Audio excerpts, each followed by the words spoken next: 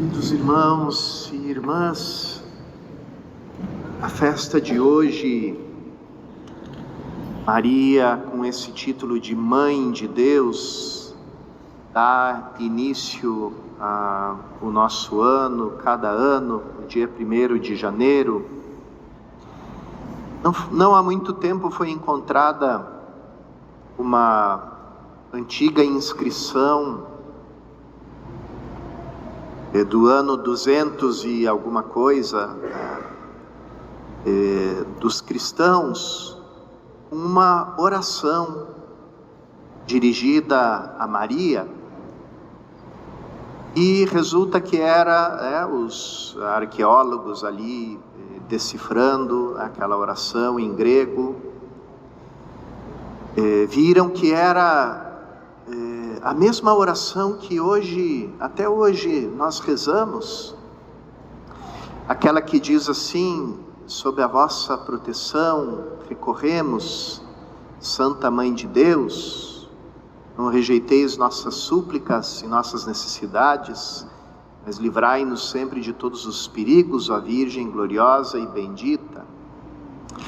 E no meio daqueles fragmentos aparece inteira e íntegra aquela expressão que a gente traduz por Mãe de Deus, que na verdade é uma só palavra, né? A palavra é Theotokos, em grego.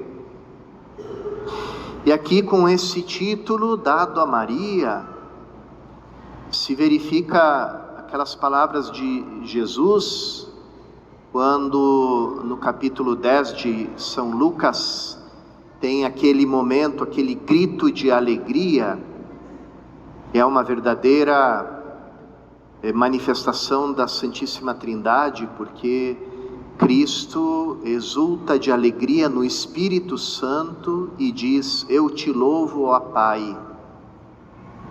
Então o Filho no Espírito Santo louva o Pai.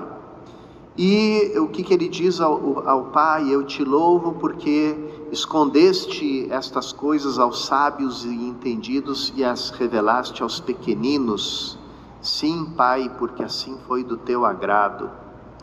Esse título tão bonito de Maria, Theotokos, Mãe de Deus, foi dado pelo povo cristão. Quem sabe de onde surgiu, onde apareceu, quem primeiro chamou ela por esse nome? A gente só sabe que esse título de Maria provocou toda uma discussão entre os intelectuais, entre os sábios e entendidos. Aí, por volta do meados do século V, tinha um teólogo em Alexandria do Egito, que era uma importante cidade cristã, ainda foi, segundo a tradição, evangelizada pelo próprio São Marcos, e ali tinha um padre chamado Nestório, e ele começou a colocar em dúvida esse título, pregando, dizendo que era errado chamar Maria de Mãe de Deus. Dizia: Maria não pode ser chamada Mãe de Deus, porque Deus não tem princípio, Deus é eterno. Ela só pode ser chamada Mãe de Jesus, porque ela é mãe da humanidade, da carne, não pode ser dito Mãe de Deus. Então, esse argumento de Nestório levou a toda uma discussão sobre a identidade do próprio Cristo. E foi uma discussão tão séria que foi necessário convocar um concílio de toda a igreja para discutir o tema. Então, aconteceu no ano 431 um concílio na cidade de Éfeso, que, segundo uma antiga tradição, foi o último lar de Nossa Senhora, ali junto com São João. E ali naquele concílio, os padres reunidos, também com a importante participação de São Cirilo de Alexandria, que era o bispo de Alexandria, foi solenemente declarado e proclamado, confirmado esse título de Mãe de Deus para Nossa Senhora. Por quê? Porque o Cristo é um só. E Cristo tem a natureza humana, a natureza divina, as duas não se misturam, não se confundem, mas ambas naturezas é um só que responde por ela. Só existe um eu em Cristo. Então, de maneira que, como dizia o antigo catecismo, que era dado para as crianças em forma de pergunta e resposta, se perguntava assim: por que Maria é mãe de Deus? E vinha a resposta muito simples: Maria é mãe de Deus porque ela é mãe de Jesus, que é Deus. E pronto, simples. Mas isso o povo cristão entende com simplicidade. Depois, por último, são os sábios entendidos que vão entender aquilo que o povo já entendeu há muito tempo, e que nos fala também dessa verdade tão bonita, que a totalidade dos fiéis é infalível em matéria de fé. É aquilo que muitas vezes na igreja se chama o sensus fidei, do povo de Deus, o sentido da fé. Todo o povo cristão no seu conjunto, na sua totalidade, é infalível em matéria de fé, tanto que os papas, principalmente nos últimos séculos, antes de proclamarem um dogma, fazem uma consulta e diz assim: essa verdade foi crida por todo o povo, em todo o tempo, em todas as partes. E quando eles recebem a resposta positiva, então ali eles sentem a segurança de dizer: então aqui não tem erro, porque a igreja é habitada pelo Espírito Santo. O Espírito Santo está vivo na igreja, atuando nela.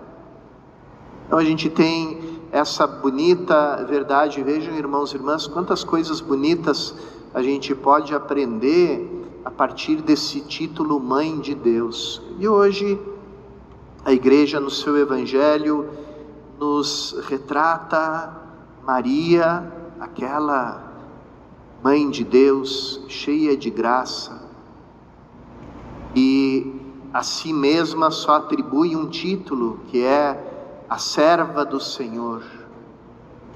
E ela, com toda humildade, vai guardando no silêncio do seu coração os diversos fatos e vai meditando sobre eles.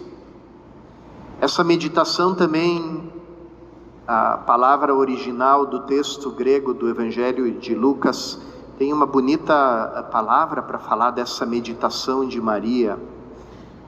Fala que ela simbalusa, que tem a ver com a palavra símbolo. E símbolo quer dizer a junção, a unidade de várias partes. Quando se quebra uma peça, um prato, um vaso, e você junta os pedacinhos e forma ele de novo na unidade, isso é o símbolo. Então aqui a gente poderia dizer que Maria ia juntando as pecinhas no seu coração. E como é bonito a gente ter isso como princípio da nossa vida espiritual, da nossa oração, agora nesse início do ano, porque durante cada dia e por toda a nossa vida vão acontecendo vários fatos. E se a gente leva esses fatos para o nosso coração, para o nosso silêncio interior, para a nossa oração, a gente começa também a juntar as pecinhas. Quando a gente junta essas peças, começa a se revelar um desenho. E também uma palavra muito parecida com a palavra desígnio, né? Então, a gente junta e vai entendendo qual é o plano de Deus para nós. Qual é a obra maravilhosa que Ele vai fazendo na nossa vida. E assim como numa pintura, num mosaico, a gente tem as partes claras, as partes escuras, que vão fazendo o contraste, que vão permitindo a gente ver um desenho, né? Assim também na nossa vida, tem pedacinhos mais claros, tem pedacinhos mais escuros, e todos eles a gente vai juntando e formando um desenho no nosso coração, que nos leva a contemplar o amor, a bondade, a sabedoria, a misericórdia de Deus. Então, irmãos e irmãs, a melhor coisa que a gente pode fazer no início desse ano é entrar na escola de oração de Maria